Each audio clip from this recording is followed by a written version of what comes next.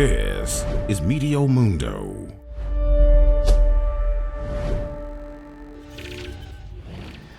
Hi everyone, I'm Meteo Mundo Chief Meteorologist Rusty McCraney. This is going to be your Caribbean and Bahamas forecast for this Tuesday, September the 12th.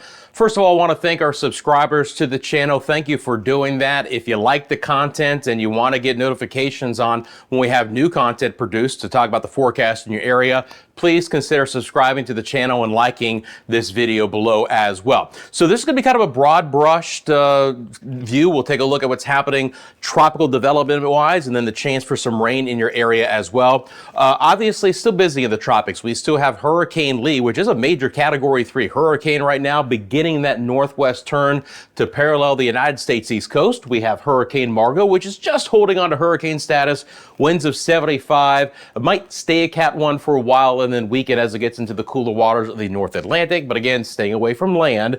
And then we do have an area of interest, this disturbance with a high likelihood of development late this week and into the weekend. About the same area Hurricane Lee developed. We'll monitor that situation, but if it does become a depression or a tropical storm, once it becomes a storm, it would have the named storm of the year for the hurricane season. That would be Nigel. So we'll be monitoring that. Let's get into what's happening right now with Hurricane Lee. Got to show you the satellite imagery. This is going to be very impressive. Going to throw that on for you right now. And again, looking really good. All four quadrants. We have good outflow, obviously a well-defined center of circulation. No, it doesn't look like the monster it was when it was a Category 5, but this is still a Category 3 with winds of 115. Still well away from the Bahamas and the Turks and Caicos. That is good news because Lee is a monster here. And again, it's going to stay a major hurricane as it begins that west to northwest turn. Now, the one thing it's going to be doing in the Bahamas, the Turks and Caicos, and really up and down the eastern seaboard of the United States is throwing a lot of wave action to those areas. Especially on the eastern side of the Bahamas, we could have some east swells of around 10 to 14 feet for the next several days. So keep that in mind for any mariners. And again, it's going to get very rough up and down the east coast of the United States as well.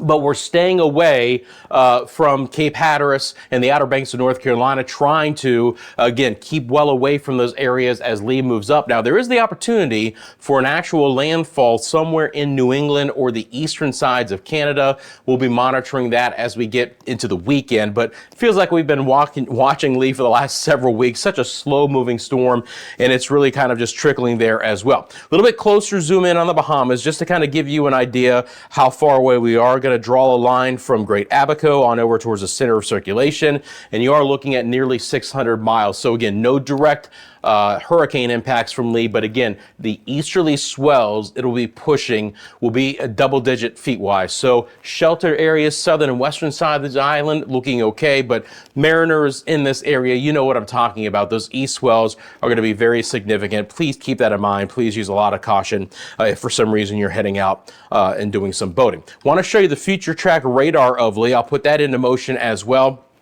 And we'll let it recycle for us here. And again, we're going to see Lee take that turn. This is the GFS model. Very impressive. It does pick up some forward speed late into the period here, and it's going to throw at least some moisture and some scattered showers for portions of the Bahamas over the next couple of days. We'll follow Lee actually up the road here. Just want to show you where it could potentially be making landfall. And there's the opportunity as it begins to lose its tropical characteristics, maybe becomes more of a hybrid storm, that we could have some kind of landfall across the coast of Maine or even Nova Scotia or Newfoundland. We'll keep an eye out on that. But again, certainly looking like the opportunity is there as we get into the latter part of the weekend as well to have that opportunity. So let me zoom back out here. I want to talk about now the rain chance that's going to be happening across the Caribbean here over the next several days. Going to switch the model up slightly here so we can just talk about what's going to be happening in a little bit of a shorter time frame here. So again, there's Lee moving away. We'll see the opportunity for some scattered showers in the Bahamas, and then we're just going to kind of follow this down and again into the Turks and Caicos,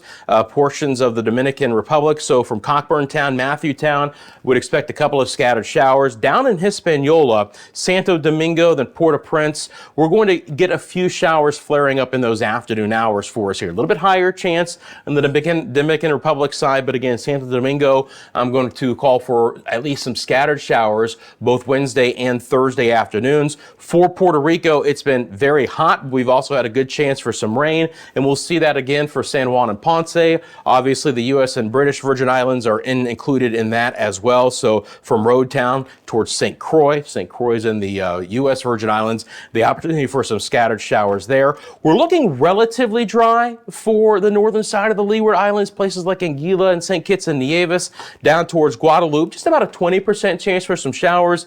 As I follow this down, you're going to see about the same pattern here for Dominica and down over towards Martinique and St. Lucia, Barbados, St. Vincent. Again, just a few scattered showers in the forecast, nothing significant. Little bit higher chance down towards Grenada.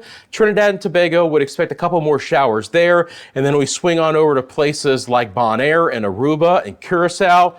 Relatively dry. A couple of showers are going to develop in Aruba here coming off the mainland coast on Wednesday afternoon, but nothing very significant. Then for Jamaica, going to expect a couple of showers in Kingston. I've mentioned it before, how we've been very, very hot in the Kingston area with highs in the mid-90s. So we'll take some of the scattered showers in that area here. And then kind of breaking down what I just went through, we'll see a 40% chance for showers and storms in places like Grand Bahama, Freeport, and Nassau on Wednesday, then a lower chance on Thursday, and that's because Lee is moving away. Puerto Rico's rain chance is going to be pretty high, 60% chance tomorrow, 50% chance on Thursday. Jamaica's chance is high, but we'll take it as hot as it's been. Aruba, 40% chance tomorrow, 30% chance on Thursday. And then for Trinidad and Tobago, and really most of the Windward and Leeward Islands, just a low-end opportunity for a couple of showers over the next couple of days. Should be very pleasant in those areas. That's the latest forecast across the Caribbean and the Bahamas. Again, if you like the content, all you got to do to get the latest information is like and subscribe right here to Media Mundo.